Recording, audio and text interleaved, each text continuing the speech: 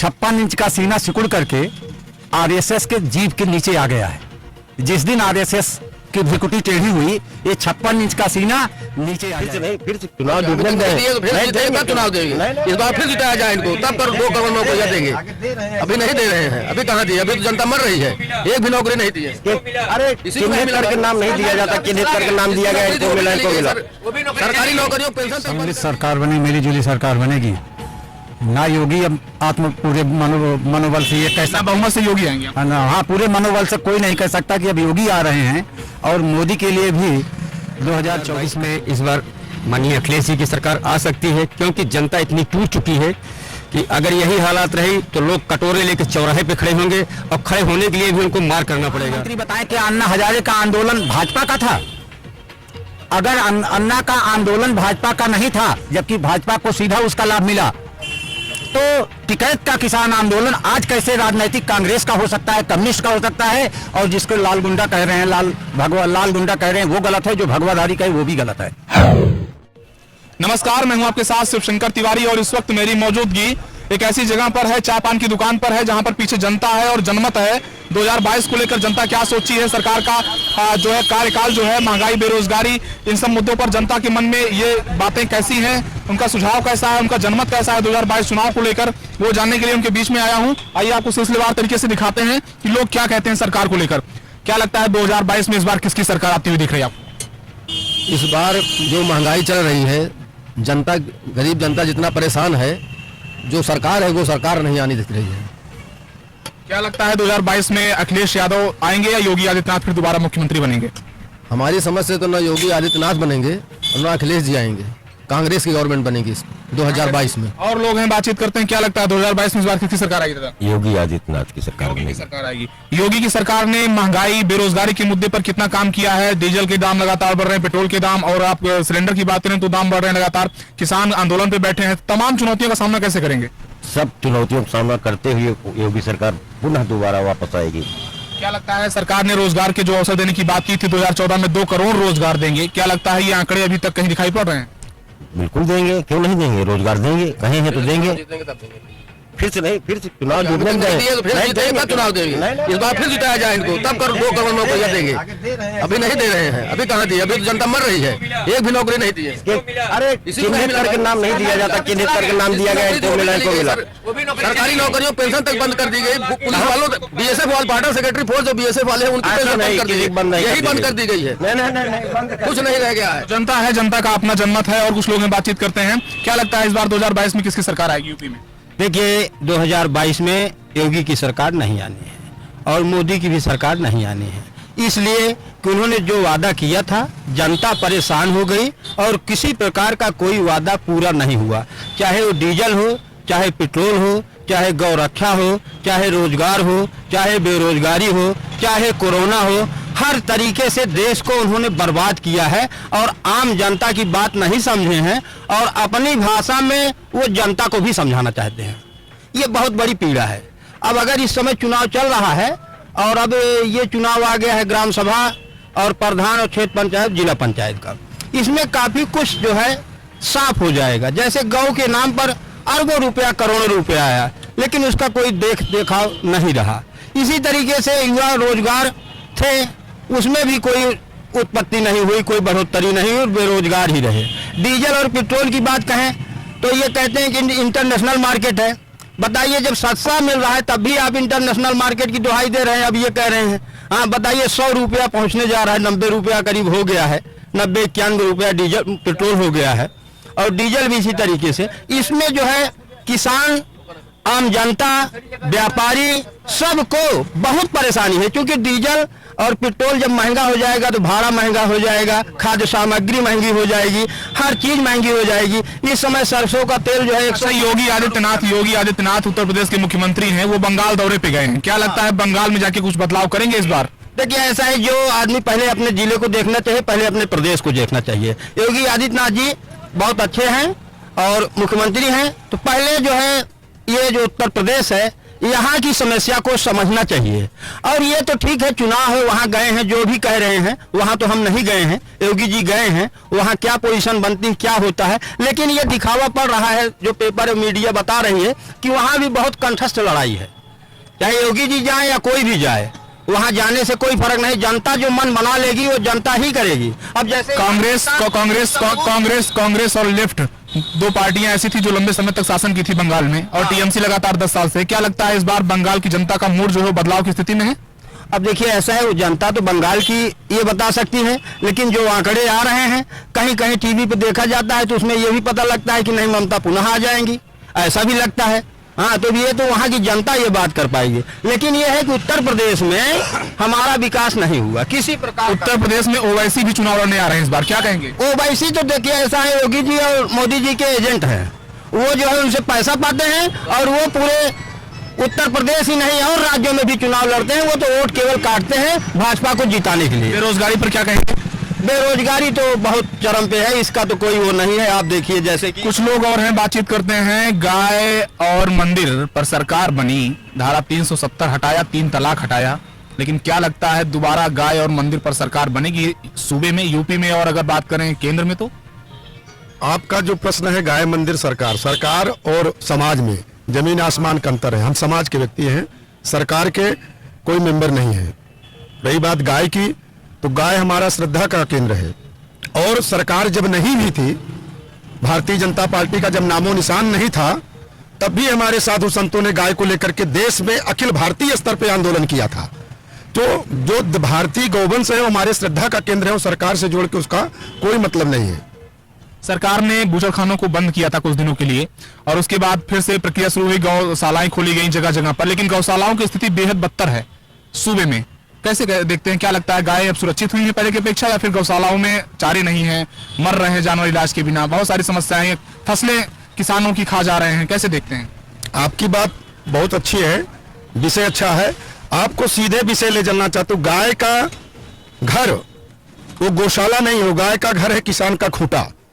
और गाय का घर जो है आज चारागाह, गोचर जमीन हमारे पूरे उत्तर प्रदेश में नहीं पूरे देश की समस्या है। इसको तो मनुष्य जो बोलना चलना मुंह जबानी जिसको कहते हैं, हमारी गोवंश तो बोलती नहीं, उनकी जमीनों पे कब्जा किसने किया है? सरकार क्या योगी की है कि मोदी किए हैं? तो कौन कब्जा किया? उनको सुरक्षित संरक्षण संवर्धन करने के लिए समाज के नौजवानों को आगे आना चाहिए, और बुद्धिजीवियों को भी बात करके चारागाह, गोचर जमीन खाली करा के उनका स्थान देना चाहिए। कुछ लोग और हैं, बातचीत करते हैं। क्या लगता है दादा, 2022 में इस बार किसकी सरकार आएगी? योगी मुख्यमंत्री बनेंगे, अखिलेश आएंगे, मायावती आएंगे, कौन आएंगे, क्या लगता है?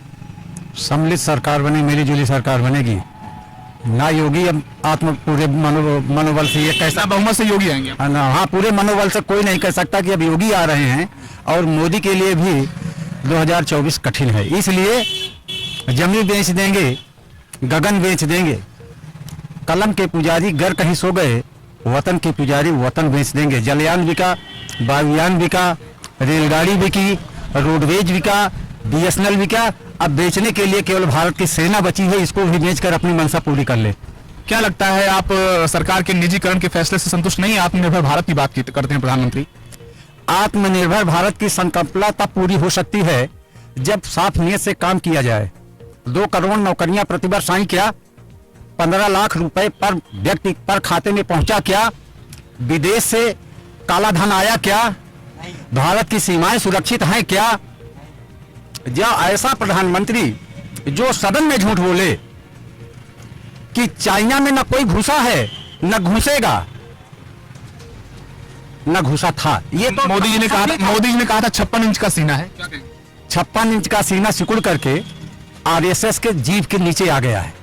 जिस दिन RSS की भ्रिकुटी टेढ़ी हुई, ये 56 इंच का सीना नीचे आ जाएगा। क्या लगता है, सरकार इस बार लगातार 5 राज्यों में चुनाव है देश में, और 5 राज्यों में जो चुनाव है, क्या लगता है 2014 में जो मोदी लहर थी वो लहर अब है कि गायब हो गई है? क्या लगता है? मोदी लहर न थी न है। RSS के पिटारे से ओवैसी नाम का एक जिंद निकाला गया है जो लोकतंत्र की हत्या कर रहा है। वोट डिवीजन करके वो सत्ता को ऑक्सीजन दे रहा है। ये है ओवैसी नाम का जहर, और इसी जहर को पिला पिला करके देश की जनता बेहाल कर रहे हैं। और खुद जीत करके आ रहे हैं, जिसको जनमत बताते हैं कि आम जनमत यही है, जबकि सच ये कुछ और है।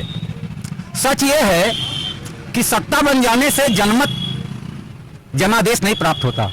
जनादेश लोगों के प्यार से प्राप्त होता है, जो योगी और मोदी को नहीं प्राप्त है। बार बार ईवीएम पर सवाल उठता है, बैलेट पेपर से चुनाव की मांग उठती है, क्या कैसा लगता है आपको, क्या देखते हैं? ईवीएम और बैलेट पेपर दोनों की बात करें तो दुनिया के ढेर सारे मुल्क ईवीएम बंद कर चुके हैं। ईवीएम का जहां से इजाद हुआ था वहां ईवीएम कैंसिल हो चुका है, तो भारत में ईवीएम क्यों? जब यही अटल बिहारी वाजपेयी जी थे, कांग्रेस की सरकार में उन्होंने विरोध किया था कि ईवीएम नहीं ठीक है, कंप्यूटर व्यवस्था नहीं होनी चाहिए। आज क्यों अच्छी है? क्या लगता है कि मुख्यमंत्री का बयान अभी कुछ दिनों पहले सदन में आया कि लाल टोपी वाले गुंडे हैं, हम सुधारना जानते हैं, इस बयान को राजनीतिक लिहाज से देखें तो एक मुख्यमंत्री की हैसियत से कितना सही मानते हैं? गरिमा के प्रतिकूल है और अधिक टिप्पणी करना ठीक नहीं है। उनकी गरिमा के प्रतिकूल आलोचना उनके अनुकूल नहीं है। किसान आंदोलन चल रहा है, किसानों के नेता राकेश टिकैत के ऊपर आरोप लग रहा है कि विपक्ष से मिले हुए हैं, बाहर से फंडिंग हो रही है। क्या लगता है 100 दिन से ज्यादा किसान आंदोलन हो गया है, ये किसान आंदोलन सरकार के लिए कितनी बड़ी चुनौती बनेगा? इस देश के विपक्ष को मैं मुर्दा मानता हूं। इस देश के विपक्ष की भूमिका तब ज्यादा प्रबल हो जाती है जब किसी निर्बल का शोषण होने लगता है। आज 100 दिन के आसपास होने जा रहा है भारतीय किसान का आंदोलन, जिनके ऊपर ये आरोप लगाया जा रहा है कि ये राजनीति प्रेरित है। अब मैं आपसे एक सवाल करता हूं, प्रधानमंत्री बताएं कि अन्ना हजारे का आंदोलन भाजपा का था? अगर अन्ना का आंदोलन भाजपा का नहीं था, जबकि भाजपा को सीधा उसका लाभ मिला, तो टिकैत का किसान आंदोलन आज कैसे राजनीतिक कांग्रेस का हो सकता है, कम्युनिस्ट का हो सकता है? और जिसको लाल गुंडा कह रहे हैं, लाल गुंडा कह रहे हैं, वो गलत है, जो भगवाधारी कहे वो भी गलत है। मैं इस पक्ष का हूं कि भारत जो है एक समतामूलक समाज से बना हुआ हमारा देश है। ये विभिन्न फूलों की, विभिन्न रंगों की क्यारियों का ये गुलदस्ता है, जिसमें से एक भी पंखड़ी तोड़ने पर देश की आत्मा मुरझा जाती है। और प्रधानमंत्री जी, योगी जी, देश की आत्मा को बचाएं और भारत की रक्षा करें। क्या लगता है, आखिरी सवाल आपसे लेंगे, कि जिस तरह से लगातार राम मंदिर बनी, राम मंदिर पर एक लंबा विवाद रहा, क्या लगता है आने वाले चुनाव में भाजपा को राम मंदिर के नाम पर कोई फायदा होगा?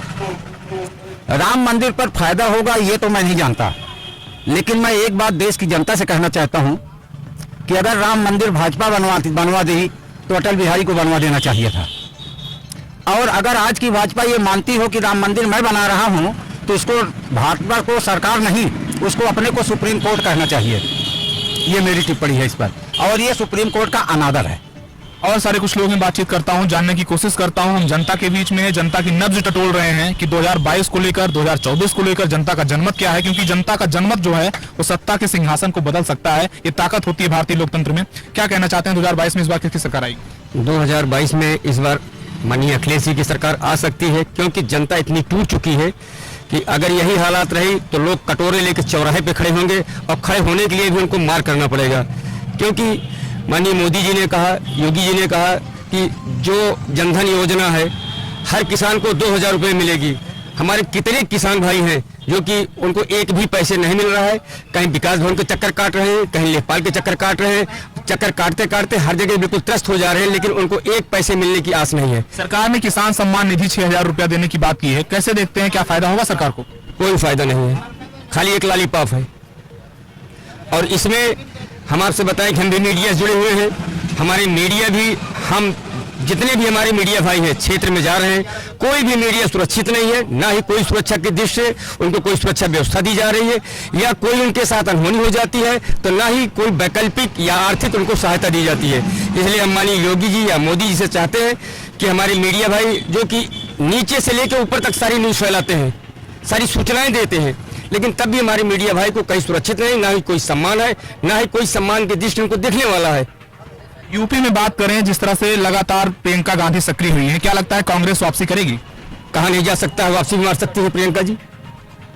डीजल, पेट्रोल और सिलेंडर के दाम लगातार बढ़ रहे हैं, कैसे देखते हैं? डीजल, पेट्रोल, सिलेंडर हर तरह बढ़ते जा रहे हैं, किसान मरते जा रहे हैं, और यही नहीं, जिस तरह ये बढ़ते जा रहे हैं, दिन प्रतिदिन प्रतिमाह बढ़ते जा रहे हैं, इससे यही आभास होता है कि बीजेपी सरकार इस पैसे को किस खजाने में जाके क्लोज कर रही है, इसका कोई पता नहीं है। आपने सरसों का तेल खरीदा हुआ हाल ताज में, क्या लगता है महंगा हुआ है? महंगा चरम सीमा पर भाई साहब, महंगा नहीं चरम सीमा पर चढ़ा है। अगर यही हालात रही तो लोग बाग सरसों के तेल क्या पानी से भी सब्जी फ्राई करके खाना पड़ेगा आदमी को। क्या कहना चाहते हैं सरकार से, क्या कहना चाहते सरकार से हम यही कहना चाहते हैं कि अगर सरकार अपने बलबूते पर जितने वादाएं किए हैं, अगर उतने वादाएं में 50% भी सकारात्मक आती है तो सरकार पुनः बीजेपी आ सकती है, अन्यथा संभव है। हैं? दिल्ली में अभी 5 सीटों पर उपचुनाव हुए, जिसमें 4 सीटों पर आम आदमी पार्टी ने जीत दर्ज की, एक पे कांग्रेस को जीत मिली और भाजपा को वहां पर खाता नहीं खुला है। क्या लगता है? वही पोजीशन यहाँ आपके उत्तर प्रदेश में भी होने वाली है, जो वहाँ दिल्ली में हुई है वही आपकी यूपी में भी होने वाली है। और कुछ लोग हैं, बातचीत करते हैं। क्या लगता है 2022 में किसकी सरकार आएगी इस बार? 22 में उम्मीद नहीं है कि बीजेपी फिर से आ सके। क्या लगता है इस बार 2022 में किसकी सरकार आएगी? अखिलेश यादव की। क्यों अखिलेश यादव ने ऐसा क्या किया था जो दोबारा आएंगे? कुछ काम उनका अच्छा है। योगी जी के वो सरकार में देखिए महंगाई बढ़ती जा रही है, जनता परेशान है। जनता परेशान है, महंगाई बढ़ती जा रही है। क्या लगता है इस बार 2022 में किसकी सरकार आएगी? 2022 में कांग्रेस आना चाहिए। कांग्रेस क्यों आना चाहिए? क्या लगता है? इसलिए कि कांग्रेस के जमाने में इतनी महंगाई नहीं थी जितनी अब हो रही है, ये बर्दाश्त के बाहर है। राहुल गांधी कहते हैं कि उत्तर भारतीयों की राजनीति से दक्षिण भारतीयों की राजनीति अच्छी है। कैसे देखते हैं इस बयान को? अमेठी की सीट हार गए इस बार, इसलिए ऐसा बोल रहे हैं?